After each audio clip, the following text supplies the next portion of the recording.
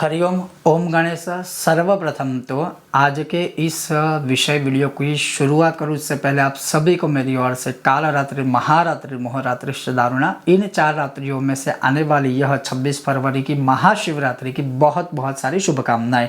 अब बहुत ही महत्वपूर्ण विषय है और बहुत ध्यान से आपको गौर से सुनना है, खास कर जो लोग हमारे अर्थात भारत देश से जो बाहर रह रहे हैं उनके लिए बहुत ही महत्वपूर्ण यह विषय है। अब ये विषय क्या है कि महाशिवरात्रि कब है, पारणा अर्थात पारण कब करना है, जो 4 प्रहर है वह प्रहर के समय क्या है, निश्चित काल कौन सा है।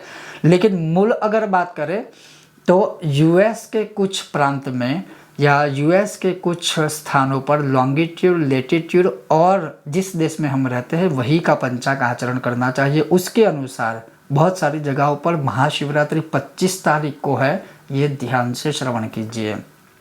फिर भी आप अपने हिसाब से जिस भी देश में हो वहाँ का पंचांग का ही प्रयोग करके आचरण करें। और उसके अलावा जितने भी देश है हमारा मतलब भारत देश हो, चाहे ब्रिटेन हो, चाहे यूरोप है, उन सभी जगहों पर 26 तारीख बुधवार को ही महाशिवरात्रि है, तो कोई दिक्कत वाली बात नहीं है।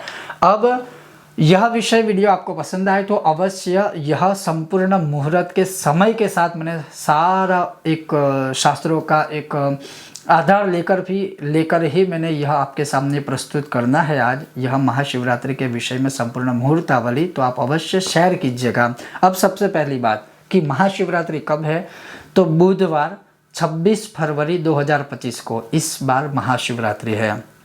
दूसरा प्रश्न, निश्चित काल कितने बजे है, तो निश्चित काल का जो समय है वह रात्रि के 24:27 से आरंभ करके 25:70 तक है। अर्थात रात्रि के 12:27 से निश्चित काल शुरू होगा, जो रात्रि के ही मध्य रात्रि के 1:17 को पूर्ण हो जाएगा। तो ये जो समय होता है निश्चित काल, यह सिद्धि साधनाओं के लिए बहुत ही महत्वपूर्ण होता है। अब ये तो हो गई निश्चित काल के विषय में बात। अब प्रथम प्रहर, द्वितीय, तृतीय और चतुर्थ प्रहर जो है वह समय क्या है, और उन सारे प्रहरों में से किसी भी प्रहर में आप पूजा कर सकते हो, आपको और कुछ देखने की आवश्यकता नहीं है।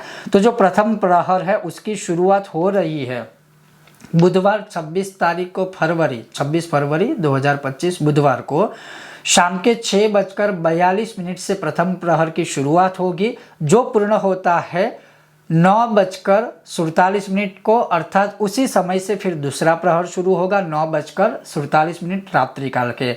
वह प्रहर पूर्ण होता है तृतीय प्रहर के आरंभ में, जो रात्रि काल के 12:51 को है, और चतुर्थ प्रहर जो है वह 3:56 से शुरू होगा और वैसे ही तृतीय प्रहर वहां समाप्त होगा। और चतुर्थ प्रहर 3:56 से जो आरंभ हो रहा है वहां से फिर विष्टि भद्रा क्या आरंभ होता है, जो सूर्योदय तक आपको यह शिव पूजा आपको करनी चाहिए। सूर्य उदय होगा तो वह तिथि पूर्ण हो जाती है। और उसके पश्चात क्या आएगा, पारण होगा। तो पारण कितने बजे करना है, तो पारण जो है वह गुरुवार 27 फरवरी 2025 को सुबह 6:50 को पारण करना है।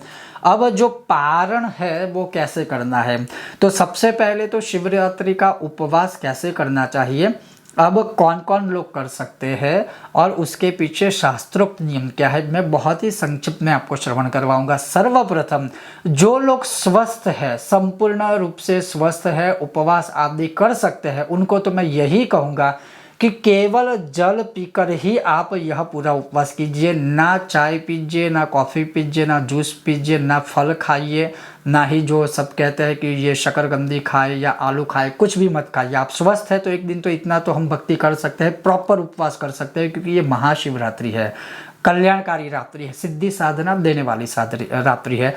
तो ये उपवास आपने किया। दूसरे दिन 27 तारीख फरवरी को प्रातः काल जो 6:50 है उस समय पर आपको पारणा करनी है। अब वैसे तो शास्त्रों का नियम ऐसा है कि जब हम पारणा करते हैं और शिवरात्रि का उपवास खोलते हैं उस समय पर हमें हमारे ब्रह्मदेव या पंडित जी को बुलवाकर शिव जी का अभिषेक या पूजन आदि करवाना चाहिए संकल्प छोड़ने के लिए। और फिर संकल्प छोड़ के यथा उचित उनको खुश करके फिर हमें पारणा करने चाहिए। और पारणा में आप चाहे तो जैसे फिर फल का सेवन कर सकते हो, शकरकंदी खा सकते हो, या फिर आप पोटैटो जो आलू है, आलू से बनी हुई जो भी चीज़ है वो खा सकते हो, या फिर नॉर्मल सा कुछ भी मतलब खाना खा के फिर पारण खोल के फिर आप खाने की शुरुआत कर सकते हो। लेकिन मैं कहूँगा कि फल ही खाइए और फल से ही आप पारणा करने का आरंभ कीजिए। इस प्रकार से जो स्वस्थ लोग हैं वो वैसे उपवास कर सकते हैं। दूसरा, आप चाहे तो एक समय केवल खाना खाइए, केवल एक समय, और एक समय केवल फल खाइए या फिर पानी पीजिए। आप चाहे कोई अस्वस्थ है, कोई बीमार है, या फिर कोई गर्भवती महिलाएं हैं, तो गर्भवती महिलाओं को तो कोई भी उपवास करना वर्जित है, शास्त्रों में लिखा है। हाँ, भक्ति भाव पूजा पाठ मंत्र जाप आदि कर सकते हैं, लेकिन उपवास करना वर्जित है, तो वो आप ध्यान रखिए। अगर कोई बहनें, माता या जो भी मतलब है जिनको मासिक धर्म आता है, उन लोगों को कुछ भी नहीं करना है, केवल श्रवण भक्ति करनी है, अन्यथा यह दोष लागू होगा। आप चाहे तो नॉर्मल उपवास कर सकते हो, लेकिन ये महाशिवरात्रि का उपवास है ऐसा कोई संकल्प मत लीजिए, क्योंकि ऐसी अवस्था में यह उपवास करने से भी दोष लगता है, कहीं ना कहीं भगवान भी दुखित होते हैं। तो ये एक चीज़ हो गई। अब जो लोग अस्वस्थ है, उनकी इच्छा है कि नहीं हमें तो कोई ना कुछ करना है, तो मैं उनको सिर्फ ये कहूँगा कि आप जितना हो सके कम खाइए। हाँ, कोई बीमार है, दवाइयाँ लेनी है, तो वो एक अलग सब्जेक्ट है। अदरवाइज़ मैं यही कहूँगा कि जितना हो सके भगवान शिव के नाम का स्मरण करके ही सारी चीज़ें कीजिए। इन शॉर्ट में कहने का तात्पर्य केवल इतना है कि जो लोग ऐसा उपवास करते हैं कि ज़बरदस्ती भूखा रहेंगे, फिर दिन में 200-300 बार वो मुरैया खाएंगे, आलू खाएंगे, आलू की चिप्स खाएंगे, फिर कुछ सिंगाड़े के आटे से कुछ बना खाएंगे। अभी नया मार्केट में वो फलाहारी पिज़्ज़ा है, फलाहारी ये है, फलाहारी डोसा है, मतलब पूरा दिन खाते रहेंगे, फिर कहते रहेंगे शिवरात्रि की। ऐसी शिवरात्रि किसी भी शास्त्रों में कहीं पर भी नहीं लिखी है।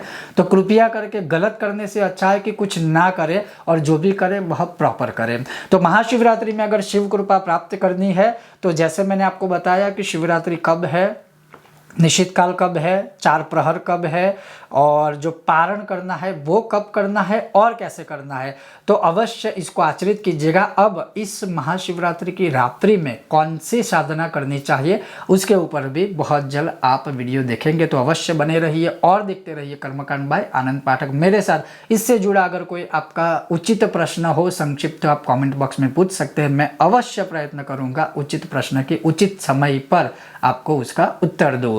ओम गणेश, हर हर महादेव, जय सिया राम।